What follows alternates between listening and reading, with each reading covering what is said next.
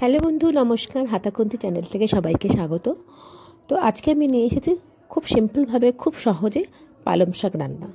তো পালং শাক অনেকেই রান্না করতে খুব ভালোবাসেন, খুব ভালো রান্না করেন।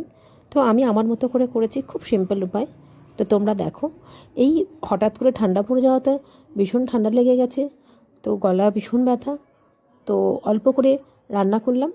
তো দেখো আজকে পালং শাকে আমি কী কী দিলাম। প্রথমে আমি তেলে ফোড়ন দিয়ে তারপরে সব সবজি কেটে রেখেছিলাম, সেগুলোকে আমি ভেজে নিলাম। সবজির মধ্যে ছিল মূলো, শিম, কচু আর আলু। সব ভেজে টেজে নেওয়ার পরে তারপরে আমি শাকগুলো তুলে দিয়েছিলাম। তো পালং শাকে কী জানো তো, এক ফোঁটা জল লাগে না, তাই জল ছাড়াই পালং শাক রান্না হয় খুব ভালোভাবে।